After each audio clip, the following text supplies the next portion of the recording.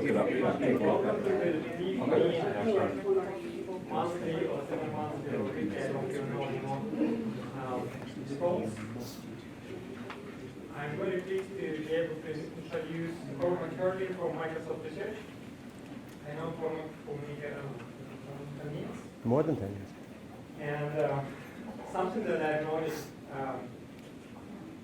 that Cormac is always associated for me with controversy. If you just look at the top publications from Google Scholar by Cormac, you can see things like where security policies come from, then papers on rational rejection of security advice by users, and most recently, Cormac also presented a talk on Unix security, which is a top 4 on the top 4 conferences in computer security or false availability of security claims. And he also has some position papers such as why Nigerian scammers say they're from Nigeria and so on. So I suspect there will be some controversy today as well. And I would just like to comment to. Thank you so much. You left out I think my best title choice ever, which is Sex, Lies, and Cybercrime Surveys. I mean, if that's not shameless clickbait, I do not know what is. But anyway, thank you for that introduction. I don't think this one is so controversial anymore. I think it's this is sort of a review of a bunch of where we are and how we got here with a lot of stuff in passwords. I kind of call it an after-action report because we made a lot of mistakes and how did we get here and why did we make those mistakes? And you sort of know the drill, right? I mean, I've done it and a lot of other people have done it, but sort of make fun of how bad password stuff is, right? And I wish I could do this in a train-spotting Ian McEwan voice, but choose a strong password, choose upper and lower case, choose digits and special characters, choose length, choose blah, blah, blah, do all of this stuff.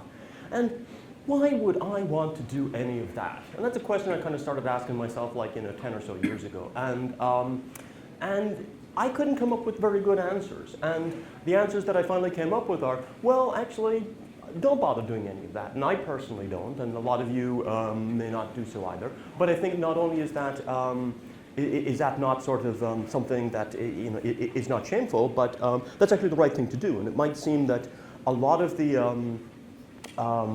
reasons that the people who tell you to do this stuff have, you might assume that there are good reasons behind this. What I want to argue is that there is not and never was any solid evidence or justification for essentially any of the things on this on this slide, at least as we understand. So when it comes to experts saying one thing and users doing another, my general rule of thumb is ignore the experts and watch the users, because generally speaking, a population that has been under sort of parasitic attack at least responds and makes good choices.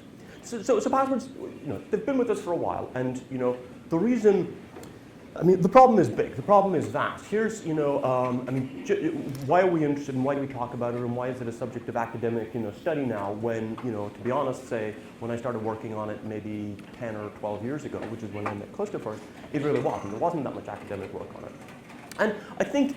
This is largely the answer. This is my estimate based on kind of the population of, the growth in the population of internet users. But this is my estimate of the number of password protected accounts in billions as a function of time going all the way back to 1990 or so.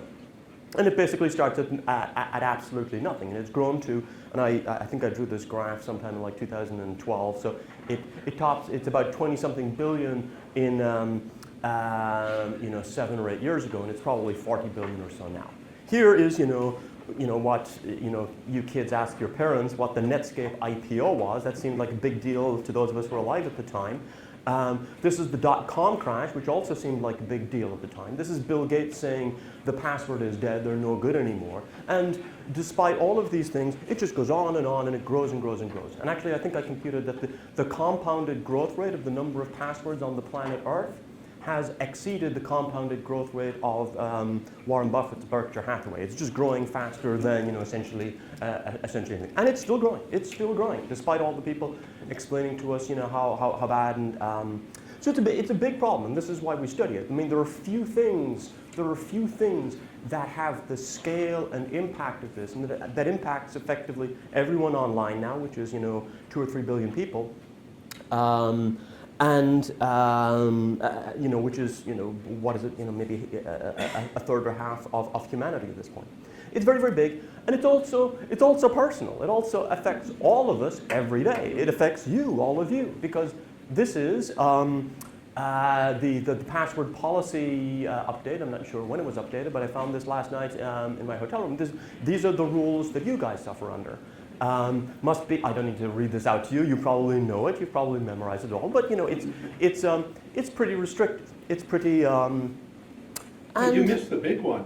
What They're is? forcing multi-factor now. They're forcing multi-factor? Yeah. And Okay. it's being rolled out as we speak. And that's mandatory? And you will have to use your personal cell phone that UBC doesn't pay for to put an app on or find other workarounds. Well, that's a subject for another talk, but that's going to be a lot of fun the first couple of days after that rolls out. That's going to be a lot of actually one of the papers that I wrote that kind of led to all of this work was as a result of the guy who's in charge of IT at the University of Washington. They were audited because their KPMG or somebody like that came along and told them you guys have to change some of the stuff, and I think multi-factor auth. And he had previously been somewhere else where that was rolled out, and he said, over my dead body. I mean, basically, I won't be. I don't want to be here when that rolls out because it's just going to be so much hell as people lock themselves out, and because it's predictable, a lot of people are going to lock themselves out. And working backwards from your perceived security needs to what human behavior needs to be that's been a losing bet for basically the last 5 decades, and I think the smart money bets that it will continue to do so. But basically, so here's your long list of blah blah blah. And whenever you get this stuff, it's always like, well, security is important because there's more and more cybercrime, and Gartner says that identity theft is growing at 52% per day, and blah blah blah. And there's always justifications for it based on, but why?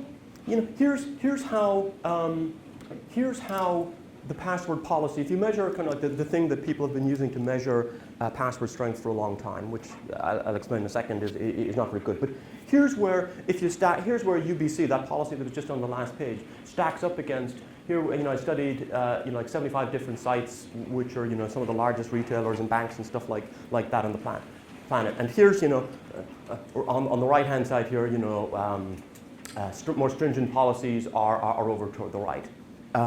But how does that compare with folks like, where is it? There you go. Here's Amazon, here's Amazon. Amazon manages to protect their population with something far, far weaker. Fidelity manages to do it with 6-digit pins. I think 6-digit pins rotate Amazon also. Here's PayPal is somewhere in there also. So why? I mean, is there something that is there some set of attacks that UBC is subject to that Fidelity and Amazon are not subject to? Or do the people at UBC know something that Amazon and Fidelity does not know? Or does Fidelity and Amazon know something that the people at UBC do not know? Because this seems very strange, right? It's very puzzling that, UBC is a very big place and blah, blah, blah, and everything is important, and security is important, but it's also true in these other places, right? I mean, so why the difference? Why the difference? Why the difference? And let me see. So there we go. So that you can't. I mean, I don't want to spend the whole time talking about it, but you can't go anywhere in talking about passwords without talking about strength. It's kind of like the big white whale. And we've all been hurt. We all have opinions on it, but it was amazing to me. We're starting to look at this. Close to a decade ago. I mean, how unsystematic the treatment had been. Because it seems to me, when we talk about strength and we say, well, when you ask your system admin or security expert, your password should be strong. How strong? How strong should it be? Well, stronger. More. More is the only answer. They never tell you, no, this is good enough. It's always more, more, more. So what I went kind of to study, and it kind of surprised me that we didn't have systematic answers to these questions. Well, if you want strength, well, how do we measure strength? Are we sure we're measuring it the right way? And 2, how much of it do we need? And can we achieve that needed amount? Right? Because if what I need, if you've proved to yourself that I need, you know, 200 bits of random information. Well, and I can't do that. Well, okay, then we need to revisit. And so, how do we measure it? And this is where we kind of, you know, way back in the late 70s, we took a wrong turn. We took a pretty serious wrong turn, and for understandable reasons. But we ended up doing this kind of stuff. And this is where the obsession with special characters comes in. Is that if you choose a password that is of length L, here's your password, blah, blah, blah, and it's all start out. And each of these things has C possibilities. And I just mean, so for example, if this is a lowercase character, well then there's only 26 possibilities. If it's upper or lower, it would be 52. If it's digits, it's blah, blah, blah. If you have something length like that, and each of these is C possibilities, if you choose it at random, then on average, it takes this number of guesses, a half C to the power of L guesses to guess the password, if it is chosen randomly. So for example, and this is where people do all this analysis of, you know, well, if it's length 6, blah, blah, blah, it's basically 10 to the 8. And if it's length 8, lowercase and digits, it's 10 to the 12. And here's your, I think this is your policy here, this UBC thing, it's blah, blah, blah, 10 to the 15. And this is where people sort of do this analysis about, you know, there's all these GPUs and people are calculating hashes faster and faster and blah, blah, blah, and how many millennia your password needs to withstand. And they say, oh, well, 10 to the 8th, it can do this. I mean, GPU can do 10 to the 8 guesses in a second or a couple of seconds, so this is no good, blah, blah, blah. So you need 10 to the 15 or 10 to the 23, and more, always more is better. But this is, if random, and then, like, well, we made that wrong turn, and like, it was pretty precise in time, like 1978 or so, as a result of, you know, one famous hack and one famous paper. And then we marched along until basically, and people kind of, I mean, many of us who sort of, you know, work in the space sort of suspected, but it became no longer possible to deny. In 2009, there was this large breach from RockU, which was like breached, and there were like 32 million plain text passwords spilled out into the open. It was all, okay, yeah, not only are people not choosing them at random, it's really, really bad. And this way we've been using it measuring strength doesn't correspond even approximately to what's going on. So this is you know, teeny, this is the most, you know,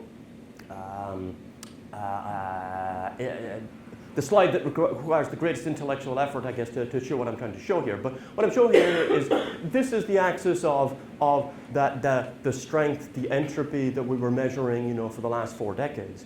And this is in that breach from RockU of 32 million slides. This is how common something is. So when something is really, really common here, this was the password ABCDEFG. That's really, really common. It was used by like 1% of people. This is like 1, 2, 3, 4, 5, 6.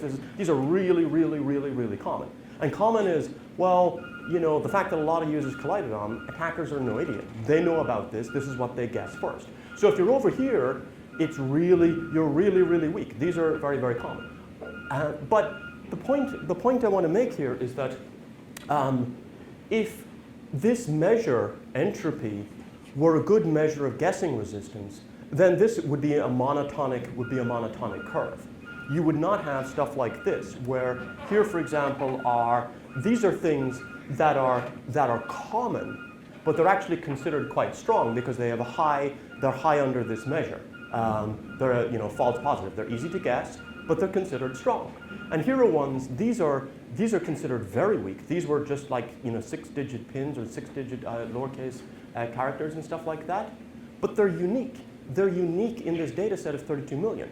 I don't care what your measure tells me. They're actually very, very good because no one else chose them, meaning it's a very bad investment for an attacker to guess those. An attacker, to be optimal about it, you want to go in the likelihood of success. You guess this first, you've got, you know, like, it was about 100,000 times greater likelihood of succeeding than if you guess this one. So our measure is just completely wrong. It is not capturing at all what we want to capture.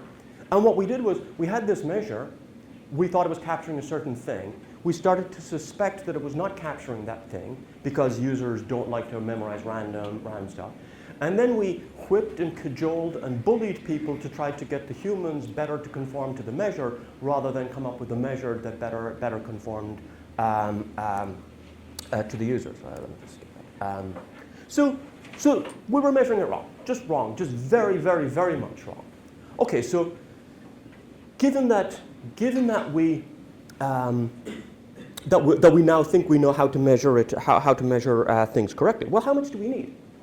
And this is again where the reasoning was a teeny bit not precise. It's like, well, when you talk about these guys with GPUs and showing up and hacking and running 10 to the 9 guesses per second and stuff like that, well, but Amazon isn't going to allow somebody to run 10 billion guesses per second against their web server, right?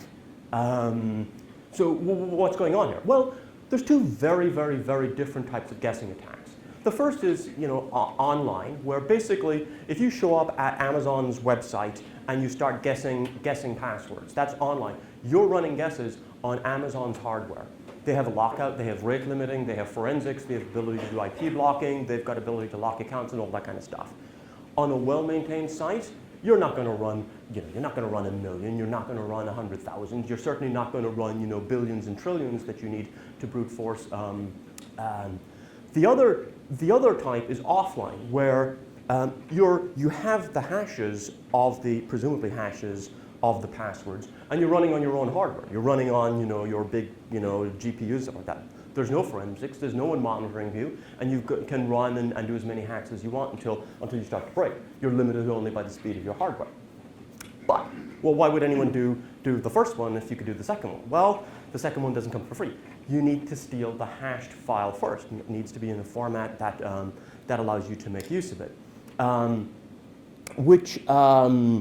a little bit more maybe on that in a second. But so these two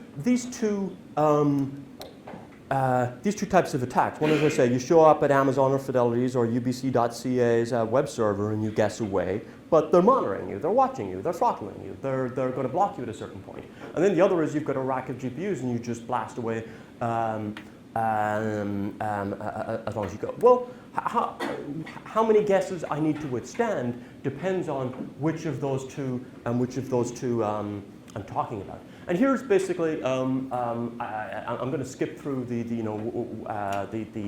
assumptions I made to come up with the actual numbers, but they're pretty reasonable and nothing don't really affect the conclusion very much. For online, assuming that you've got someone who's monitoring their web server and monitoring their logs and throttling in a reasonable way. For online guessing, this is kind of your risk profile. Is that here's log 10 of the number of guesses a password withstands. So like 10 to the 6 would be 1 million here, 10 to the 3 is 1,000, and so on. 10 to the 20 is like, well, that's somebody trillion or something like that. So if you'll withstand only one guess, well, your risk is kind of extreme. As you get down to like 100, 1,000, blah blah blah. By the time your password will withstand 1 million or so guesses, your risk of online guessing is actually quite low. For offline, it's a completely different picture. If somebody's got if the password is stored in the conventional way of assaulted and hashed, then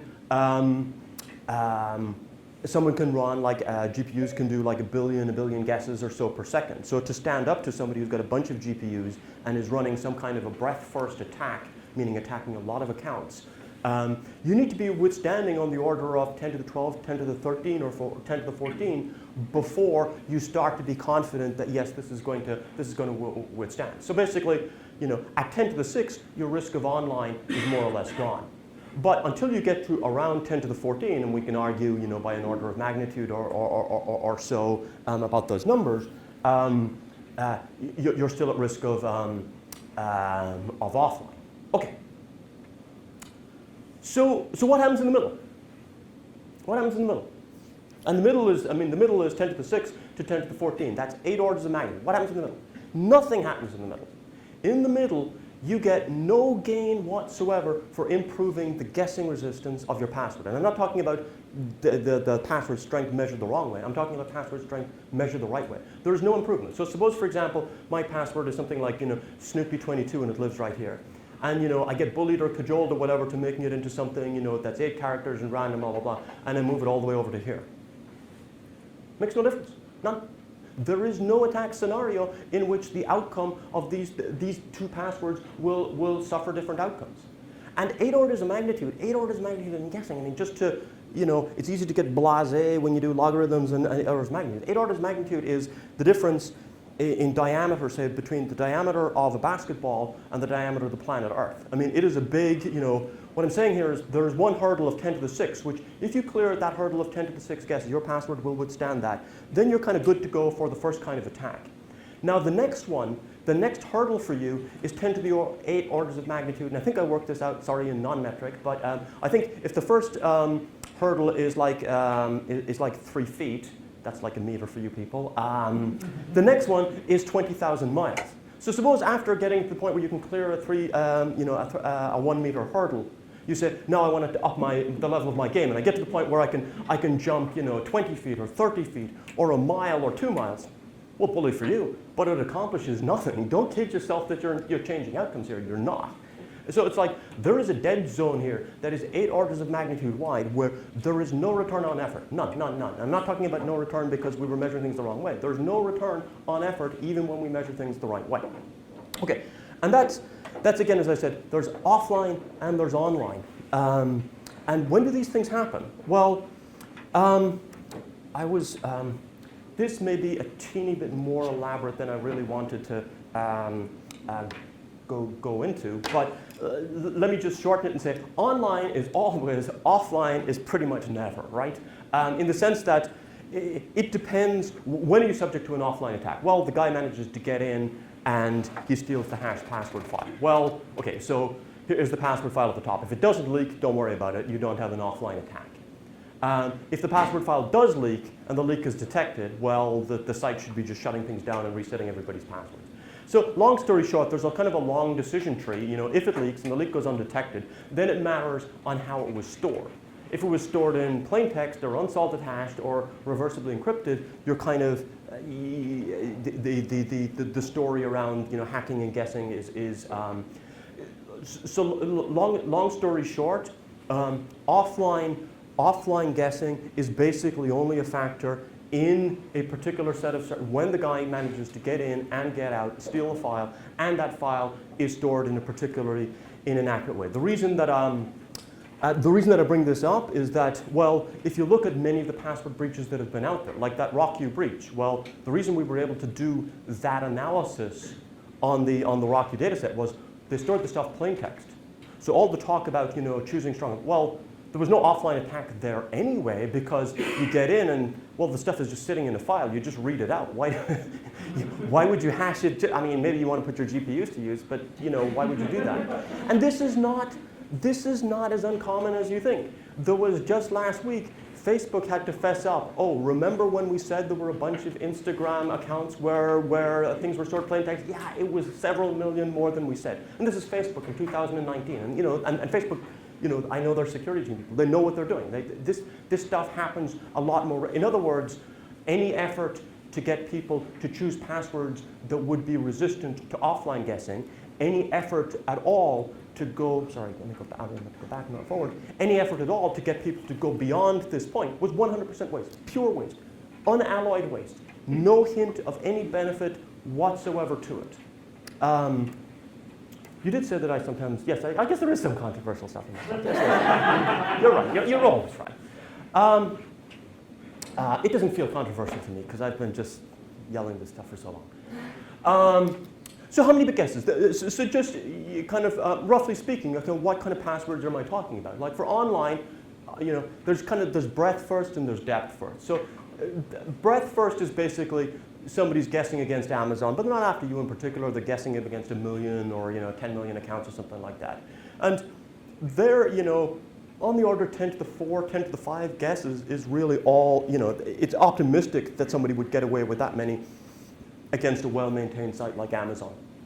Depth first, where I'm going after you in particular, you've got to kind of trickle them out. You can't just send 1 million guesses a second. You have to string it out over a long period of time. 10 to the 6. So in other words, a password like this, tin can 24, that's good to stand up to. Don't choose this particular one, obviously, but and don't all choose the same one. But that's more or less good to stand up against. to get to the very base, just over the threshold for offline, it's like, it's this kind of stuff. It's pretty much what you have, 8 characters, blah, blah, blah, truly random. And then, depth first, like 10 to the 20, if somebody's really going after an account in particular, it's this kind of stuff. So it's kind of like, this 8 order of magnitude difference here, it makes a big difference, right? It's like, this one's, easy peasy, not too bad, wow, pretty bad, and you got to be kidding me, right? So these are significant. So there's an element of just pure waste there, pure waste, in that we're accomplishing nothing because I want to argue of just fuzzy thinking, of just sloppy thinking, of just failure to think this problem through in a significant way. But the waste does not end there, because suppose you're suppose you're somebody like UBC and you give, or any organization, and you force your users to choose passwords of a certain kind, and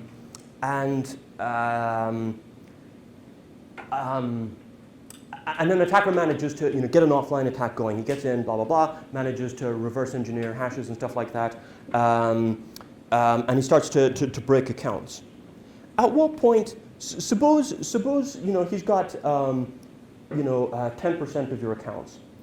How much additional benefit is there to an attacker by getting one more account after 10%? What I want to say is, like, once somebody gets in and he's got 10% of the password protected credentials at UBC, he's got everything he needs, right? There's no incremental benefit from that point on.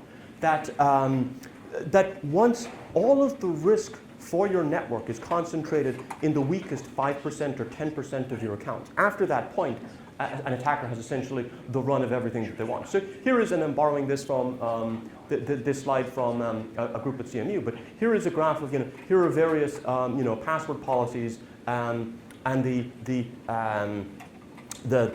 number of guesses they'll stand. Here's my online threshold.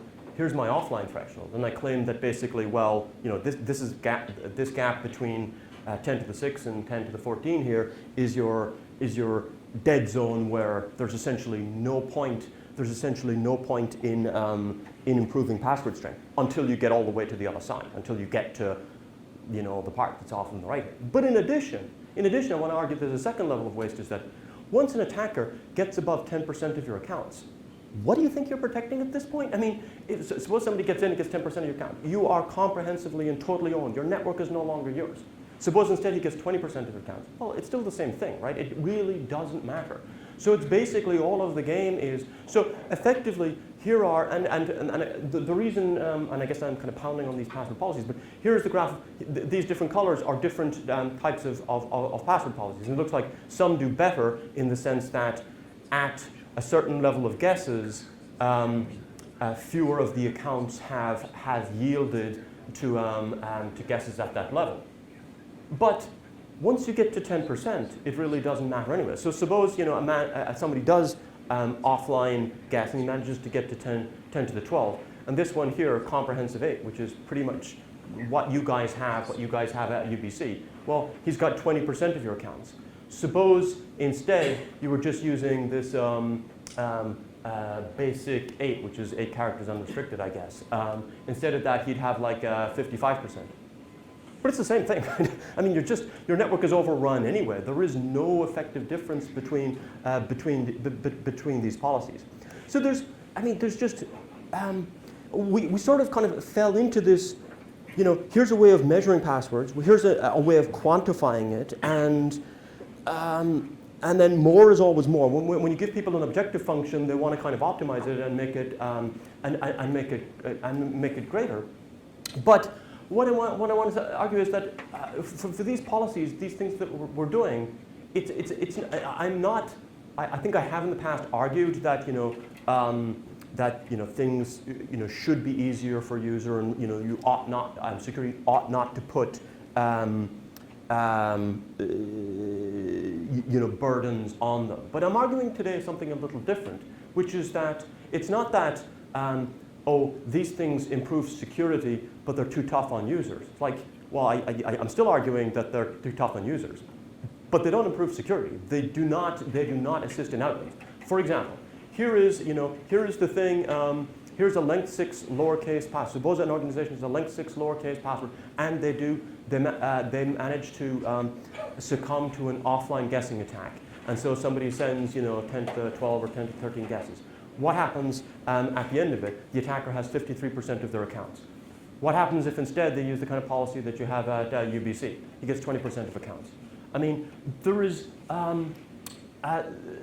you have all of the cost of this more stringent thing and no benefit at all. There is effectively no measurable outcome, even when you fall into this very narrow scenario of the offline attack actually happening. And in addition, I mean, it's, we've sort of, why does all this happen? Well, we were measuring password strength the wrong way. But the reason it basically happens is humans cannot memorize long random secrets. They just, they just don't. We've known this for a long time. Random in a way that looks random to a guessing attack. There's no way of doing it. And what if we cajole them? What if we give them user awareness training? What if we have slogans? What if we have no? It still doesn't work. We've been trying all of this for decades, and you can either acknowledge that fact and start to work around it, or you can continue trying to teach the bear to sing. But the singing is never going to be very good, and you're really just annoying the bear. You're not going to change outcomes. You're not going to you're not going to alter the fact that if, as an organization, and this is true for every organization that uses passwords, if someone gets your hashed password file, and starts cracking on it, your network will be overrun. That's it, right? It doesn't matter what policy you give to users if they're going to be human memorized secrets. You can either be lenient on your users, or you can be tough on your users. But you're not going to change the outcome that if your password file falls into the hands of somebody with a big cracking rig who's dedicated enough to go after it, you're not going to change that outcome. You're certainly not going to change that outcome by trying to force stuff on users. So all of the cost and none of the benefit. Then that's one. I'm going to move a little more rapidly here through one or two other little gems along the way. This is a paper I wasn't involved with this work, but I really like. It's a very beautiful, clarifying experiment on this business of changing your password regularly. And a number of organizations force people to change passwords every 90 days or something like that. And Zhang, Monrose, and Mike Reiter at UNC did a very interesting experiment. The university forced everyone to change their password, on a 90-day schedule or something like that. They got the hashes of the old passwords, and then they, computing on that and cracking on that, they tried to guess what the new passwords were after everyone had changed. And they gave them to their IT people and said, well, don't tell us which ones were right and wrong about, but just give us the aggregate statistics back on how many we've got right. Well, long story short, they were able to guess 17% of passwords in 5 tries or fewer, and 41% in under 41 seconds. 41% in 3 seconds of offline hacking. Why? Because everyone who suffers under these rules does, as I do and probably you do, which is, you go from winter 2019 to spring 2019, Seahawks 9 to Seahawks 10. If you have a keyboard walk, you change the place where you, who are we kidding here? We know this, and we kind of, but there's an interesting thing here, and I want to get back to this little one in a second. But there's a very interesting little piece of evidence here, which is, so why did we come up with this stuff? We said, well, okay, we had some reasoning that said, if a bad guy gets in, and blah blah blah, if we change it, then we'll be able to lock him out, or maybe he's got a certain amount of time to guess, and we destroy. So we have this risk in mind, and we convinced ourselves that this burden that we put on users was necessary to get rid of that risk. But the risk that we convinced ourselves that was unacceptable, that we couldn't run this risk, well, we've been running it all the time for decades, unbeknownst to ourselves, right? We just didn't know it. We didn't measure it. But the risk that we convinced ourselves was completely unacceptable, we had it all along. We still have it today. And it's of which more in a second. So the password expiration policies, it's like, well, yeah, you may have convinced yourself that it's really necessary to kind of, jumble things up every 3 months, but you're not getting what you think you're getting. More or less, not everyone, but a huge fraction of people are going to change in a way that is entirely predictable to attackers, and somebody who has access and has it curtailed is going to be able to re-get access relatively quickly. Okay, and then just one more, since this is one that I like. I mean, another of the pieces, another of the gems is, you should never reuse passwords. You should always blah, blah, blah, choose things that are different. And okay, fine. People say, and here's how to choose a password, and to be random, and blah, blah, all these stuff. And yeah, but the problem is, I mean, I don't know about you, but I've got last count about 150, 160, 170 passwords, right? And people are telling me, okay, never reuse and make them all random. So okay. So let's just do a back of the envelope calculation on that. I mean, if I did make them random, and let's say we put them 40 bits each or something like that. Let's just call it 100 passwords. So 40 bits each for 100, it's 4,000, and then there's you got to do some bookkeeping to keep track of which password belongs to which account. Blah blah blah. You come out to 4,500 random bits. Random bits. These are uncompressible by design. So this is equivalent to memorizing 1,300 places of pi, or memorizing the order of 17 packs of cards. I don't do this. You don't do this. The people who wrote this advice don't do this. No one. Maybe there's a Rain Man somewhere who can do this, but no, this doesn't exist. This is so far from the capability space of the human mind that when you write down like this, it's absurd. But this isn't complicated analysis, right? This isn't. It isn't like I had to prove Fermat's last theorem to get here, right? This is 30 seconds of arithmetic. So. And again, here's an interesting point. I mean, I'll try to get to this in a second. It's like never waste a good crisis. Because, don't get me wrong. I enjoy beating up on the password stuff. I will admit that. But I think, but it's getting a little old. I've been doing it for a while and blah, blah, blah. But I think it's very interesting. How did we get here? How did we manage? And this one is interesting because people say, well, why should you have to choose a different password for every account? Because if you don't, blah, blah, blah, and there is some reasoning. And the reasoning says it is necessary that you choose a different password for every account. Okay, but it's also impossible.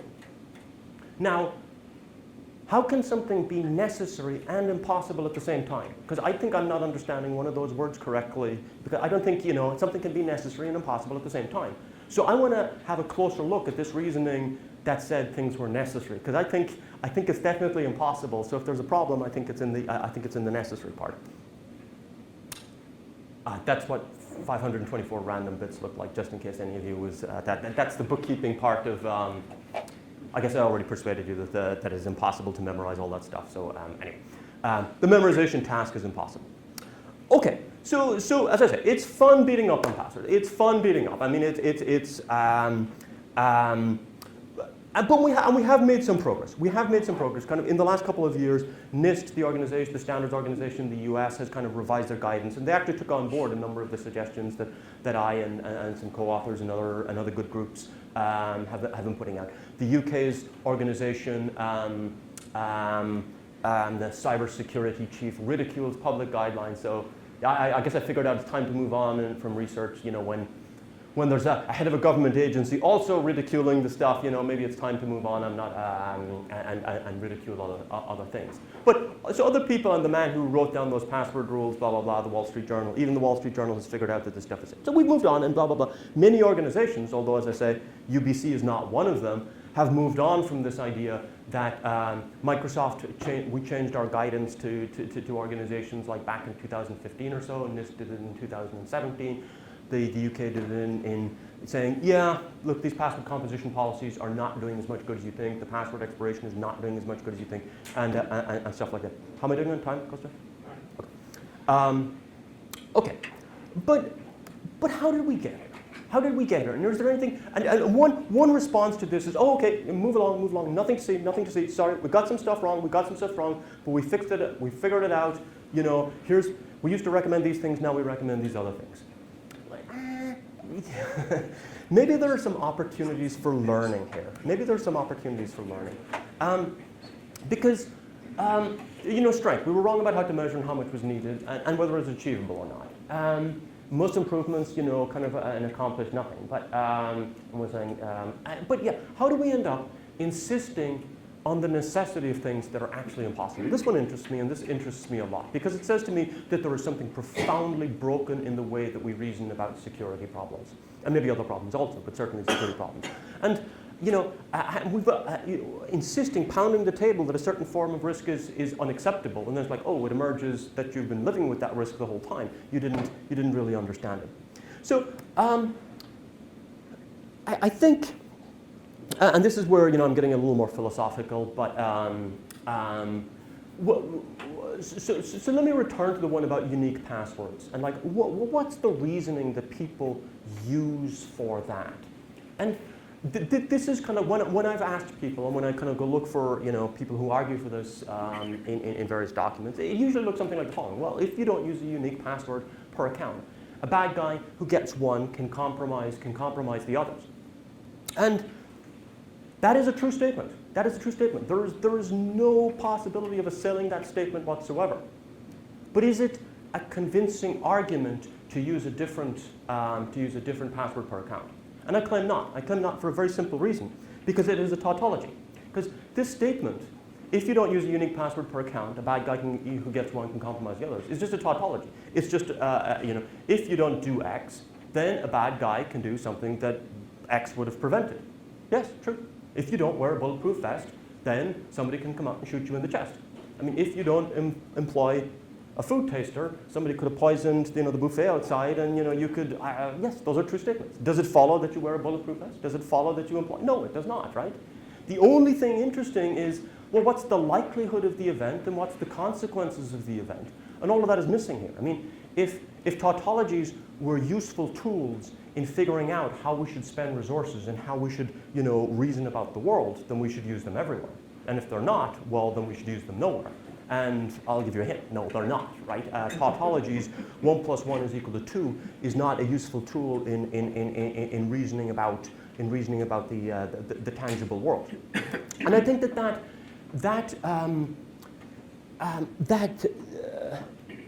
that broken reasoning is and it's kind of it's a particular instantiation of confusing necessary and sufficient, or what, you know, someone in a freshman philosophy class or a logic class would recognize as, what do they call it? Denying the antecedent, right?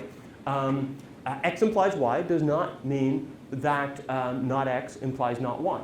The way we found ourselves into not just this password reuse thing, but many other things besides in security is reasoning something.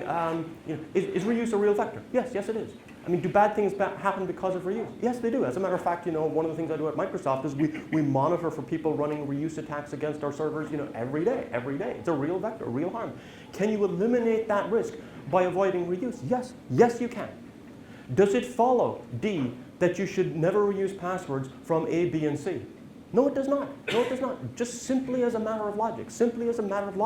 That is not an adequate demonstration. It's like, well, you know, you're nowhere here. Are you building in any idea of the constraints of the human? And you know, this is a sufficient way to solve the problem. You haven't examined whether there are other ways of solving the problem. You haven't examined whether I care enough about the problem to spend whatever resources are being asked.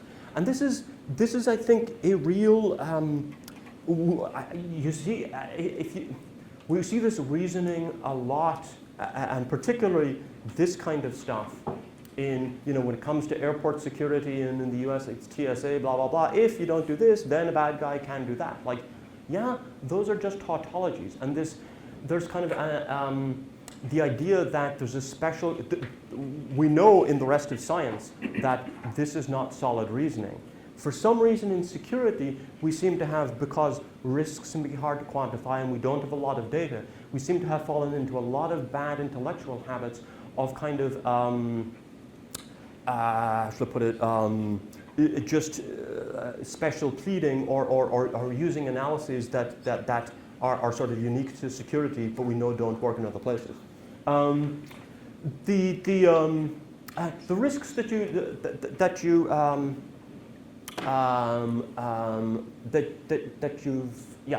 you've accepted can't be unacceptable. As I said,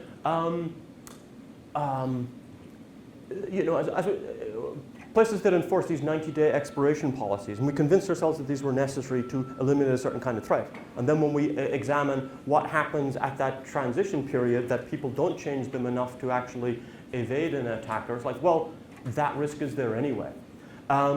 We have all these complex rules that we dump on people to evade offline attacks. Well, but you're still going to be subject to an offline attack whether you do that anyway. This implies two things. The first I've kind of already talked about is, well, you didn't really need the policy, right? You didn't really need this policy for complex passwords to evade offline attacks. You didn't really need this policy of password expiration. But it implies a second thing also, which is, well, you can accept the risk. By definition, you can accept the risk because you've been living with it for decades. You just didn't know about it. You had persuaded yourself that it was an unacceptable risk. You burdened people with all sorts of stuff to avoid that risk, and you got 100% of the cost and none of the benefit, but you were accepting the risk. So if you're going to try to reason that that a certain kind of risk is unacceptable, if that's part of your reasoning, then your reasoning is shot. So for example, the password composition policy that you guys have here, if the reasoning is, well, we have to withstand offline attacks, well, I don't need to look at your plain text passwords to know that you're not, right? I know that with like 100 guesses we'll probably get at least 0.1% of the accounts at UBC. You're not getting the protection that you might think that you're getting. And then I think this is my last slide. I'm just sort of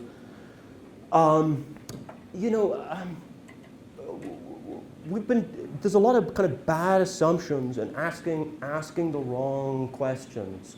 A lot in science kind of involves measuring something or making an assumption or thinking you have something and then pursuing the implications of that. Once you think that general relativity is correct, then you figure out all sorts of stuff about black holes and blah blah blah. It's like assuming this is correct then implies all these other things, and assuming this measurement is correct, blah blah blah.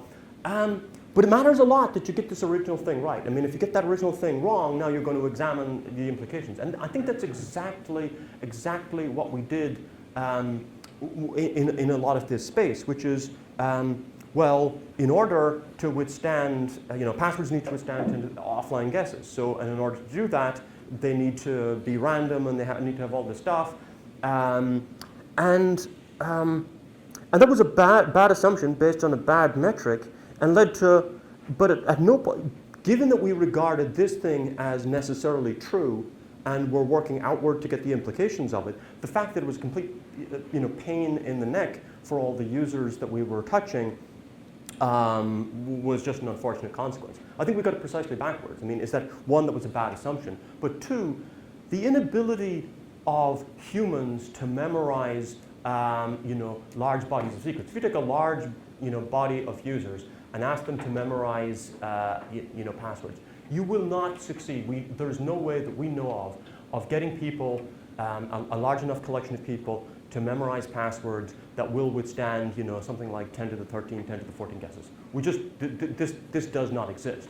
Now, a good question to ask is, given that a population of user-chosen and user-memorized passwords will not stand up to offline guessing, how do I organize my backline defenses? How do I try to make sure that my hash password file does not leak? How do I use hardware mechanisms to make sure that if the file gets out, that the file is not usable? How do I use honeypot techniques to do forensics to get early detection if something goes wrong? Those are good questions to ask. Bad questions to ask are, well, given that I have this mathematical model, which I find tractable and elegant and easy to reason about, how do I, well, every time you make an assumption, right, you remove degrees of freedom from the universe, and like, well, now I've removed so many degrees of freedom that I've put myself in a universe where, unfortunately, the humans do not meet the requirements that I need of them, but that's too bad. That's a bad way, and I think everything we have in this, password and more generally usable security spaces, there are some things that maybe they weren't as clear as they should have been a couple of decades ago, but by now, plausible deniability is gone. Humans cannot memorize truly random, hard-to-guess secrets involved. This is a fact, take as given, and work backwards to see what that implies for your defenses, not working from, here's what I find convenient to reason about in my defenses, and what does that imply for humans. Anyway, that's pretty much all I had. I'm happy to take questions if there are any, if we have time.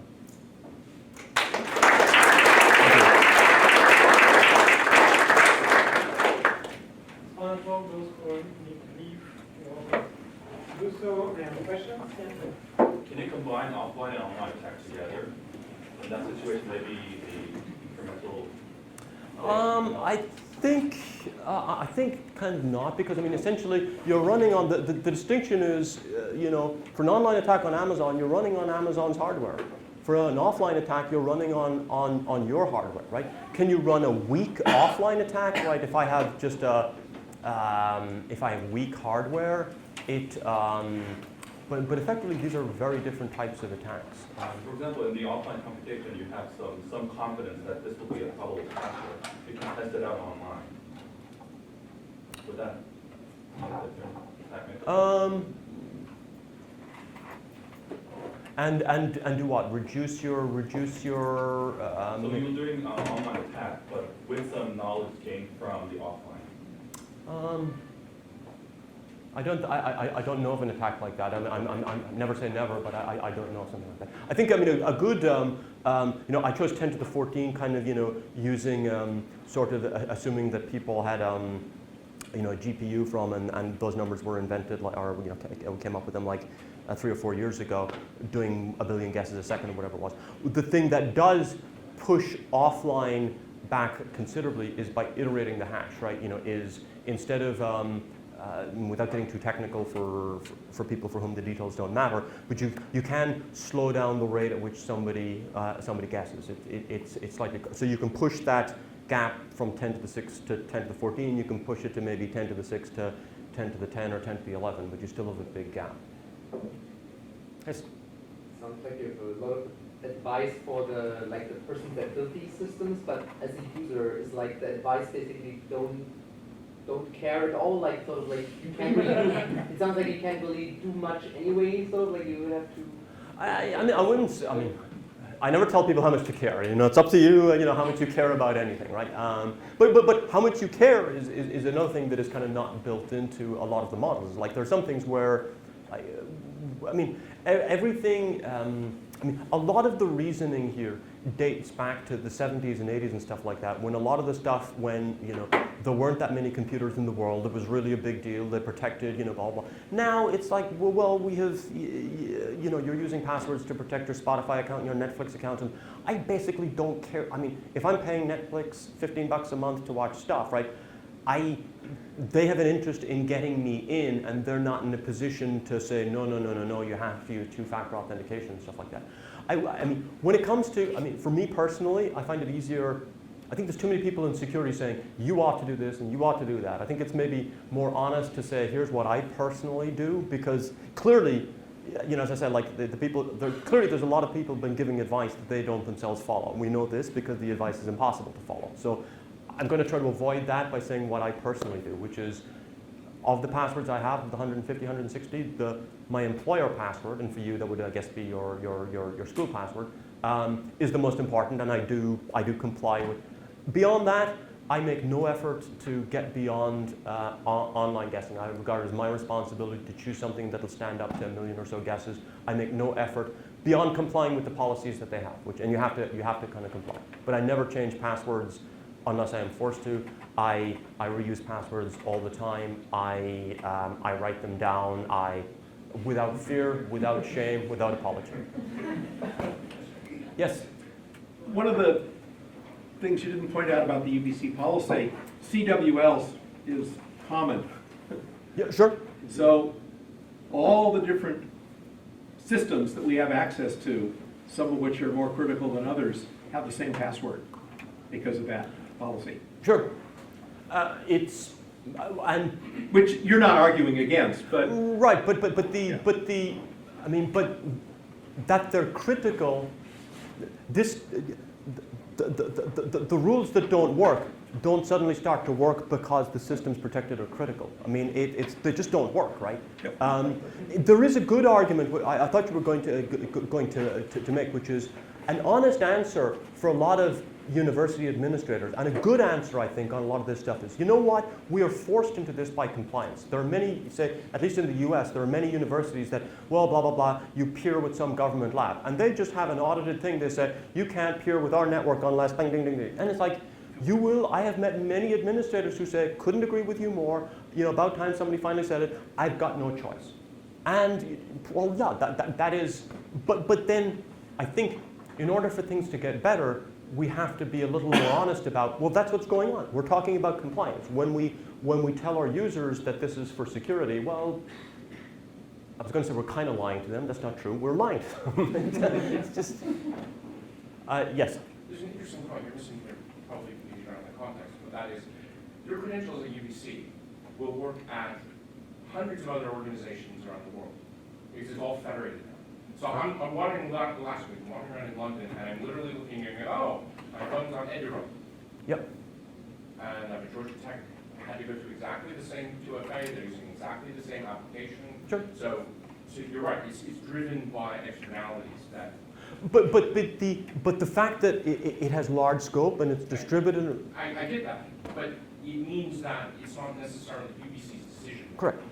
It's somebody who's already decided and decided. No, absolutely. And you know, I mean, and one thing, you know, I mean, as I say, I'm really harsh. I'm really harsh on a lot of the password stuff.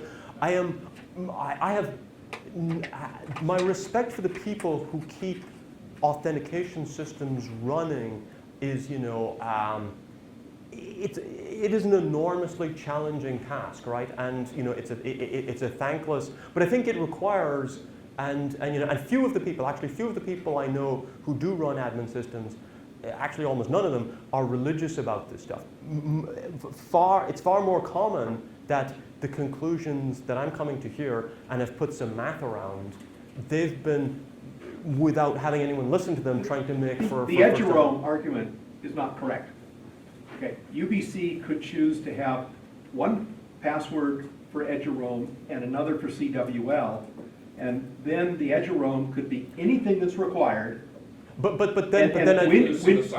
you're at Georgia Tech and you use your UBC login, you do not get access, you shouldn't at least be getting access to anything at Georgia Tech other than their network as a carrier. But without starting a fight here, I mean, I think I mean, if I had the choice, do you want one simple password and one complex one that you use somewhere else, or do you just want one that does both? I just choose the one that does both, even if it's more complex, right? It's sure, if I have to comply, like many of the passwords that I use, as I say, I reuse stuff a lot, but the passwords that I kind of use as my default for stuff that I don't care, yeah, they do have the upper, lower, and special character thing. Why? Why? Because I believe that it doesn't good? No, because I just don't want to have to deal with the box that says, oh, your password wasn't strong enough. So I just have, by default, I capitalize the first letter and do, you know, the usual tricks, because I just want to get it through the first time and not the second or third time.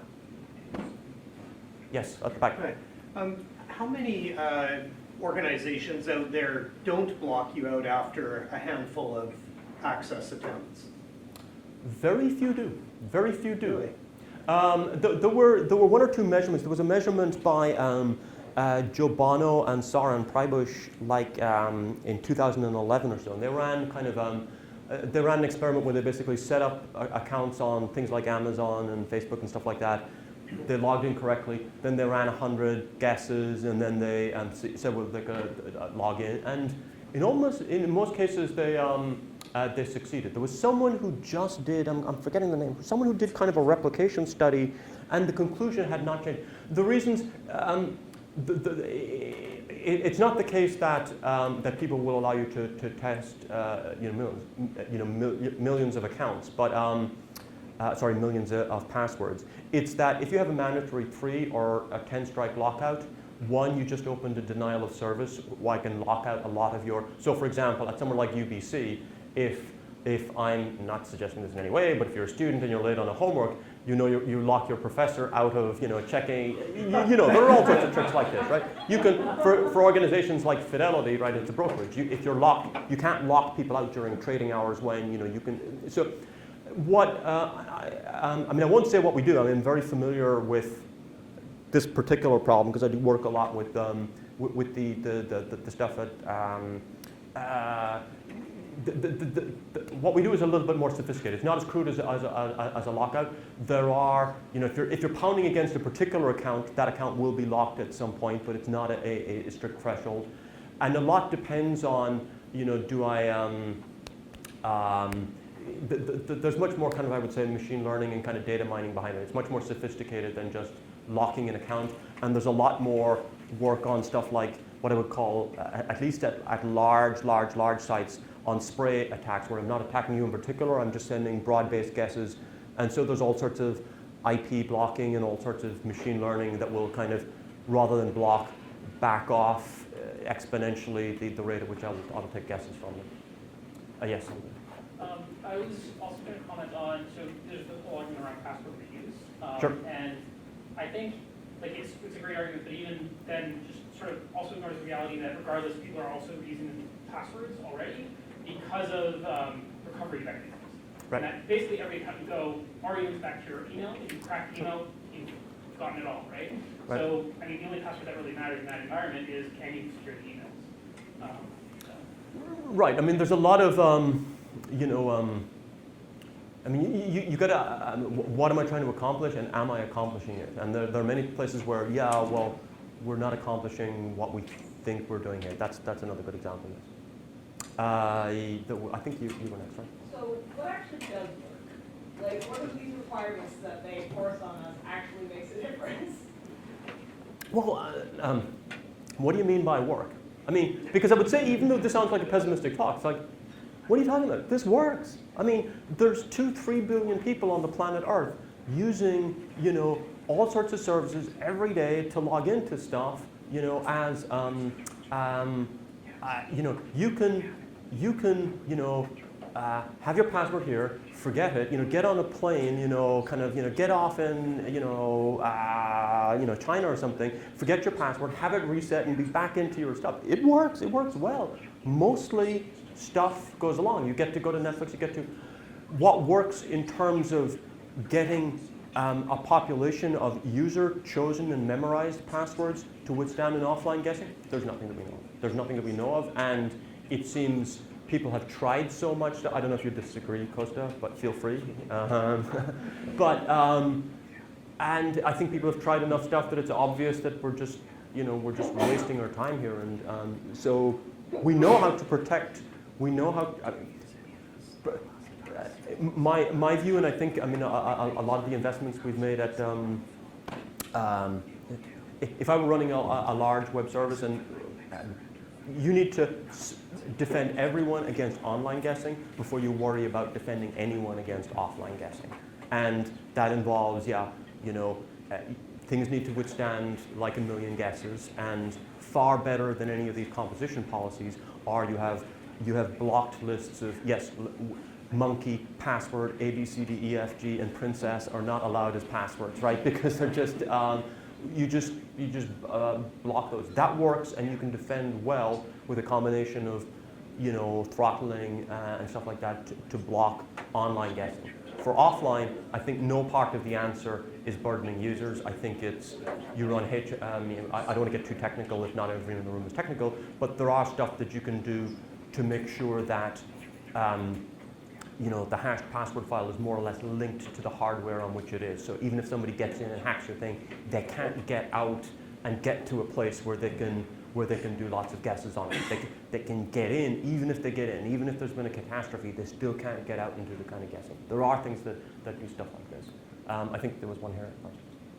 One solution on the user side that sort of industry is trying to sell me, or like people, is password managers that you use basically to store your password. Is that like, what is your take on that? Is that like actually improving things? Because I guess then your password per service can be strong and actually like really long. And So of password I do not personally use one, but I think they are a good solution. And if they work for you, go ahead and use them. I mean, the advantage I see in the password manager is the usability. I think having it so that your passwords are unique. This is a benefit. This is definitely a benefit. I reuse passwords a lot, but I can see that there's a benefit in not doing that.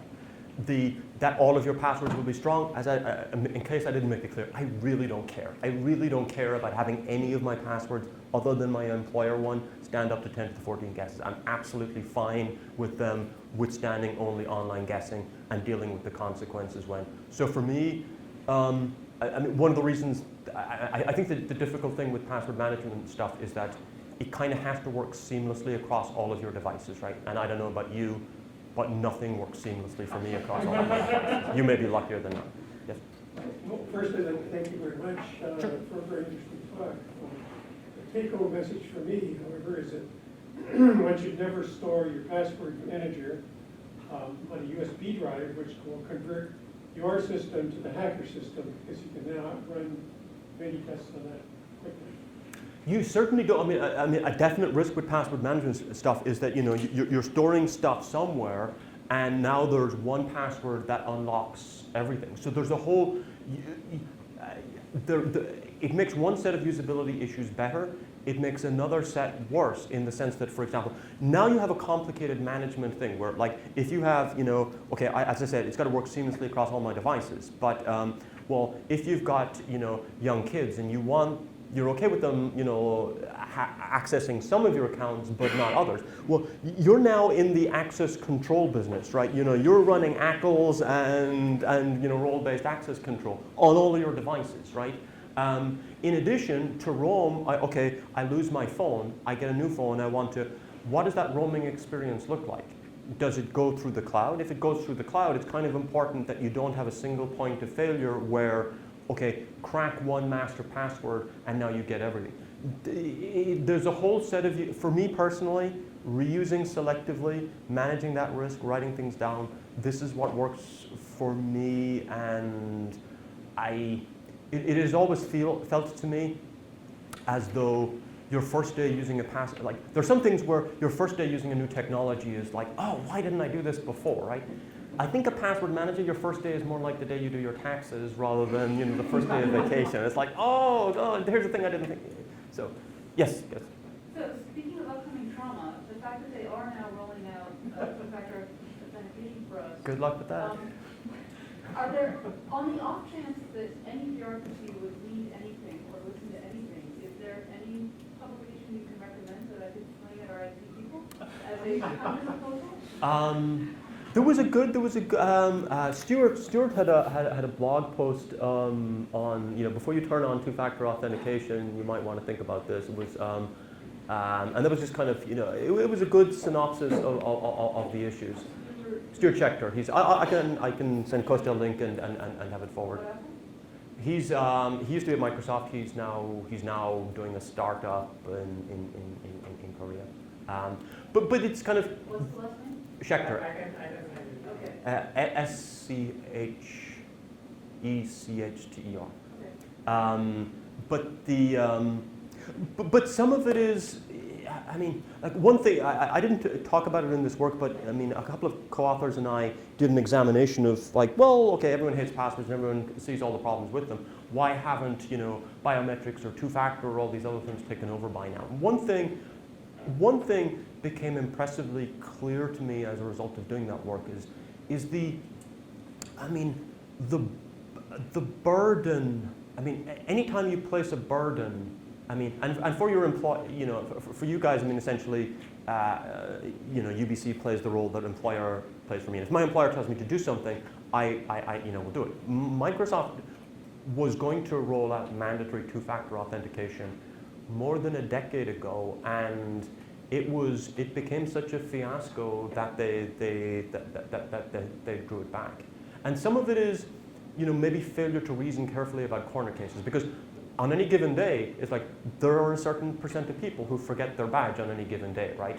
And the mechanism by which you get people, your workaround to get people in becomes vitally important. And so, for example, in many enterprises, it's like, well, right now there's probably a Microsoft employee getting off a plane in Atlanta saying, oh, damn, if I left my badge or the token and I got to give a presentation in 10 minutes, saying we'll let FedEx you in 24 hours, we'll get you in 24 hours is not an acceptable answer. So you need a workaround, and what does that look like? How costly is it? And how much of an additional threat vector does it introduce? So it'll be interesting to monitor. I gave a talk at the MIT Lincoln Labs sometime last year. Mez had, and I think she'd set up meetings with 8 people, and they had just gone to mandatory two-factor authentication. And of the 8 people I was supposed to meet with, I think 3 of them had left their badges home. One of them had to do a U-turn, and so it was. Rich Shea had to, meet me more or less in the parking lot because not having his badge, he wasn't allowed to. So it'll be painful. It'll be painful. Yes. I'm looking at Microsoft's website here, and while it's true for services like Office 365, it doesn't mention any sort of password requirement. But for choosing a password for a Windows 10 machine, it still mentions password requirements. So am I right in saying all those advice about having complex passwords still holds for passwords that are subject to offline attacks anyway, like a password on a laptop? There is a reason that those are treated differently, and it goes back into the mists of time and how NTLM hashing. It's basically legacy compatibility. So we have, if you set up.